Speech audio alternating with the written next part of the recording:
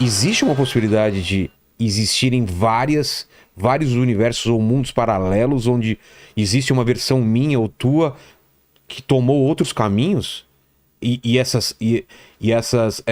esses mundos eles coexistem e a minha cabeça ela pode saltar de repente para um mundo desse e vislumbrar essas outras decisões como sonhos ou como outras coisas. Essa minha consciência pode vagar por isso? Isso é muita loucura? Ou... Por esquisito que possa parecer, isso parece que é real mesmo. Nossa! Mas a gente tem que distinguir bem os temas, tá? Veja bem. Quando a gente fala que, segundo as mitologias, tá, existem outros universos, não é a esse tipo de situação que a gente está se referindo, não. Como seria isso? Vou chegar lá. Vamos lá.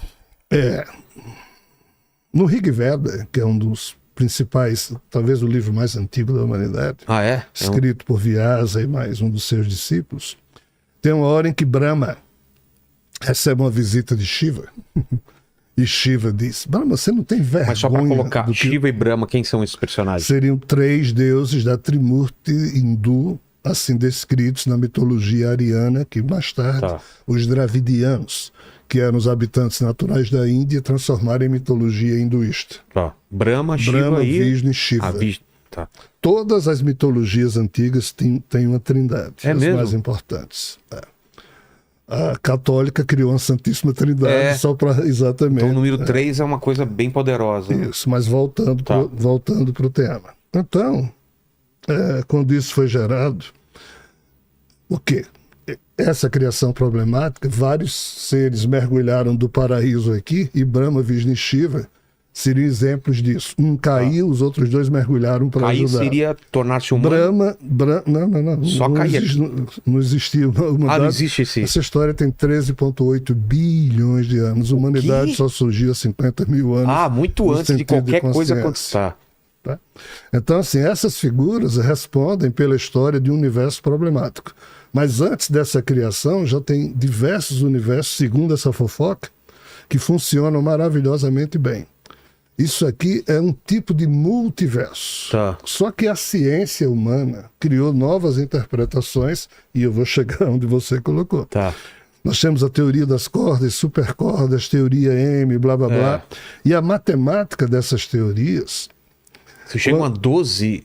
11 dimensões. 11, 12 dimensões, né? E a interpretação dessa matemática é que está pirando os cientistas. Porque você faz uma conta, uma equação, tem lá um número, mas você vai interpretar o resultado, e cada um interpreta do seu jeito.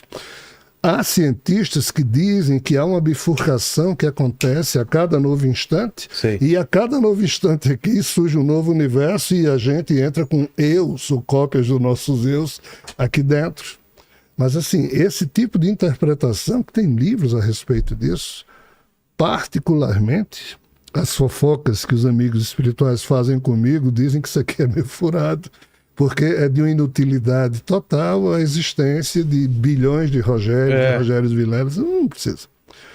Aí o que é que outras teorias dizem? Não, são 11 as dimensões. Aí começa a haver uma diminuição aí. Mas eu nem vou por aí. O que é que nos meus estudos eu tenho percebido, conforme a orientação dos amigos espirituais? Que de fato não é essa questão de que exista... desdobramentos de universo, a moda como os cientistas têm interpretado, é que existem os problemas de loop mental que nós criamos, e aqui eu teria que falar de cópias eferentes, de cópias aferentes, de contexto. Vamos embora, eu quero saber tudo. Aferente e exaferente. Então qual é o problema? Na hora em que o cérebro da gente se acende, certo. Voltando ao primeiro assunto, né? É porque alguma ideia saiu aqui dessa cabeça. Total. Seja isso vindo do impulso que o espírito que está ligado a esse corpo está mandando lá, o tal espírito que nos anima, ou seja, o espírito que está encarnado, como Rogério Vilela, o que seja. Seja a voz dos deuses, seja alguém que está lá numa supernave tentando, colocou um chip aqui e está mandando uma ordem. Na hora em que a gente sente qualquer coisa, dentro de cada célula do nosso corpo, e nós somos 100 trilhões de células, ocorre a produção de uma molécula chamada RNA mensageiro. Olhe bem, isso acontece o tempo inteiro. Esse RNA mensageiro tem como função pegar a última ideia que Rogério teve, encapsular, encriptografar sob a forma do código de DNA. Tá. E na hora em que... Peraí, tá acompanhando, né, Lene? Tá, o negócio tá ficando complicado aqui, cara. Tô até anotando aqui. Vamos lá. Até agora eu tô acompanhando. Na hora que você tem uma ideia ou uma sensação qualquer, um lampejo. Na sua célula ocorre um processo de criação de novas moléculas para registrar esse lampejo no seu código de DNA para fazer parte do seu eu. Certo. Ok? Então, assim, se eu digo assim, quinta-feira eu vou ligar para Rogério Vilela às 14 horas da tarde. Na hora em que eu penso isso, por mais pitoresco, fugidio ou pouco importante que seja, os RNAs já registraram ficou impresso em mim. Surge cópia eferente da ideia que eu tive de ligar para Rogério quinta-feira às 14 horas. Se eu pegar um papel e escrever na minha agenda, vou ligar para Rogério, né? Sim. Essa cópia eferente fica mais forte. E acredite, quinta-feira às 14 horas, as cópias eferentes que eu criei relativa à ligação que eu vou fazer para Rogério vão estar lá dentro do meu organismo. E quando você liga? Aguardando. Aí quando eu ligo, eu crio cópias aferentes do que eu estou fazendo, que as informações que as cópias eferentes guardaram serão comparadas com o que eu estou fazendo. Se eu finalizei aquilo ali, ambas as moléculas se desfazem, aquilo não tem maior importância e o registro está feito. Eu pensei em ligar para o Rogério, liguei, concluí. Se eu tenho raiva de você e fico pé da vida com você, eu crio cópia eferente. Mas não fique. Aí, enquanto eu ficar com essas cópias eferentes relativas a você e não resolver, aí surge um loop mental, uma bolha. Um pensamento intrusivo seria ou não? Não, o pior é que não é. Não. É algo que puxa cópias dos nossos corpos manásicos, corpo mental. Aí peraí, aí você tá. Eu já tô vendo. O que é corpo manásico? Aí eu teria que dar outra. Não, mas mais ou menos, é só uma coisa para entender o que o espírito da gente. Krishna explica num livro chamado Uttara Gita, que é a última canção, é a última conversa no Mahabharata. No Bhagavad Gita, Krishna e Arjuna conversam jovens antes da guerra de Kurukshetra. No Uttara Gita, que é uma outra canção do Senhor, os dois conversam já idosos, e nesse livro aqui, Krishna explica a Arjuna que o ser humano, ou ser híbrido humano, ele tem uma constituição setenária, são 7 corpos. Este corpo e mais 6. Este corpo e mais 3 fantasminhas dele criam o chamado quaternário inferior. Na hora em que papai e mamãe transam, o óvulo foi fecundado pelo espermatozoide e surge o zigoto desse corpo.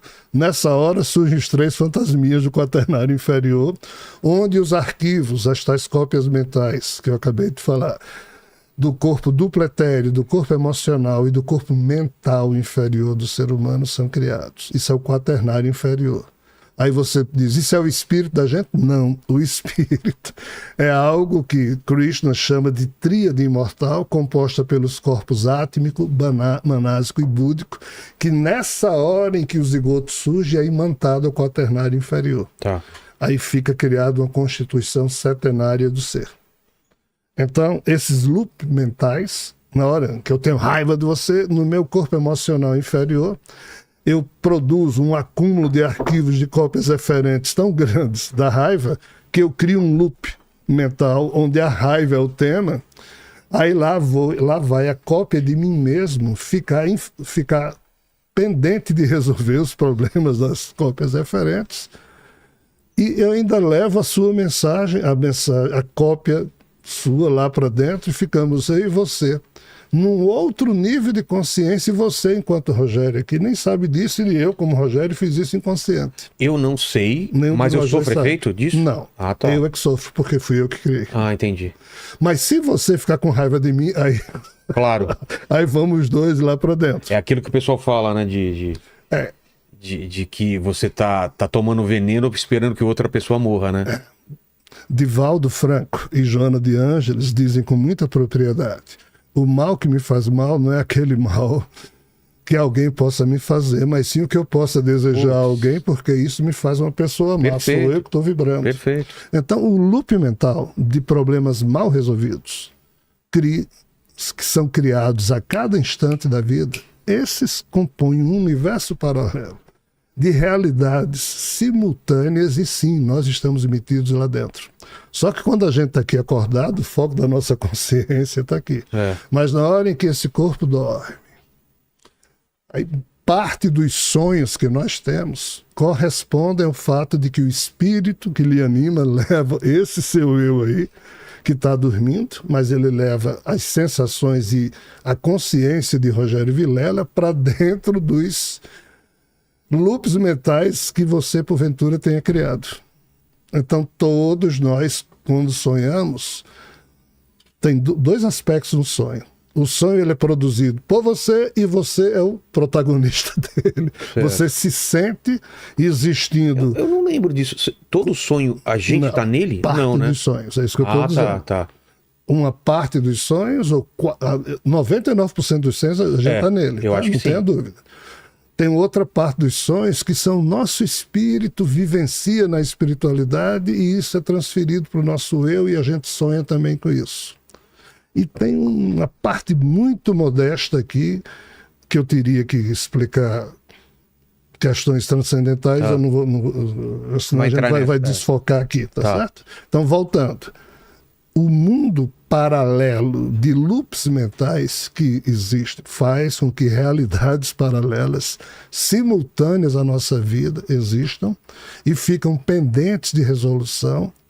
E por isso que a física quântica diz que o passado não morreu, permanece existindo, o presente existe e o futuro também já existe. Por quê? Futuro? Ou futuros? Futuro. Futuro. Futuro com...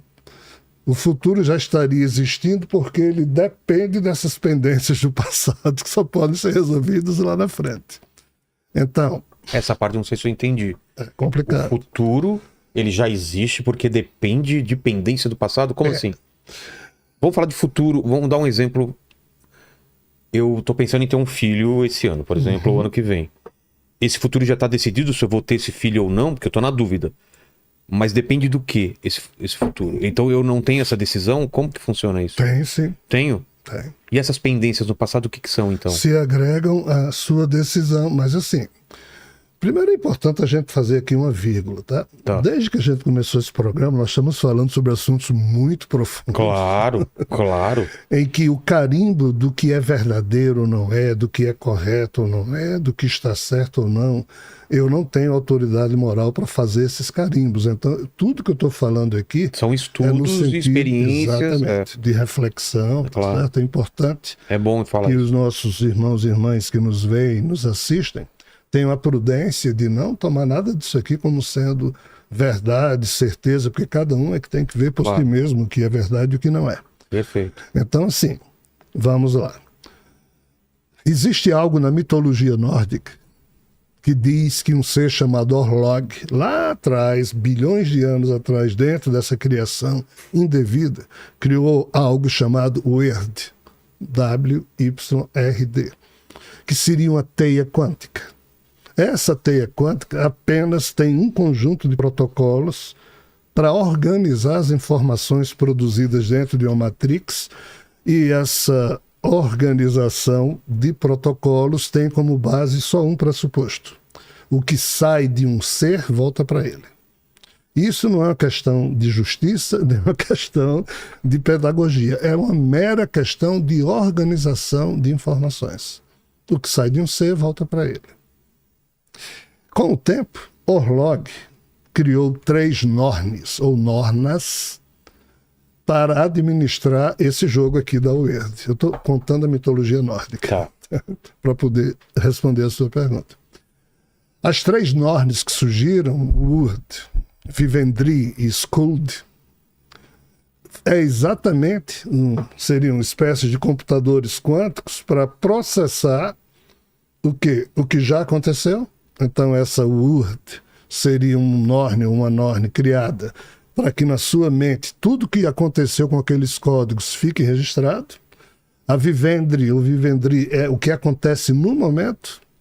Então, frente ao que acontece no momento e ao que está registrado, como o que sai de um ser volta para ele, a todo instante, isso aqui está sendo equacionado para que uma resultante volte para o ser que gerou aquele vetor, aquele fator. Então, Skuld, que seria a Norne do futuro, não é uma Norne que, entre aspas, vai decidir nada. Ela apenas vai colecionando as pendências desse retorno que ainda não aconteceram, porque não foram finalizadas certas ações iniciais. Então, se Rogério, tem raiva de Rogério Vilela no exemplo, enquanto isso não se resolver, vai ter um futuro cobrando que isso seja resolvido. Se for resolvido, não tem futuro. Tá. Então, parte do futuro estaria já pré-determinado pela necessidade das pendências das cópias eferentes produzidas pelas mentes dos seres. Aí é preciso que esses seres cumpram a finalização dessas cópias eferentes, e na hora em que fazem, produzem cópias aferentes, e se isso zerar isso, está tudo bem. Ah, eu decidi ter um filho. Será que isso já está plenamente definido? Não. Há certas coisas do futuro que não estão definidas. Mas pode ser, sim, que você já tenha nascido no Prarabdha Karma, com a perspectiva de que o seu espírito tem encomendas. Sei. E a sensação de querer ter filho seja o seu espírito jogando aí no seu cérebro se acende e Rogério tem vontade de ter filho, pensa que é ele que está tendo. Ou seja, é profundo o assunto.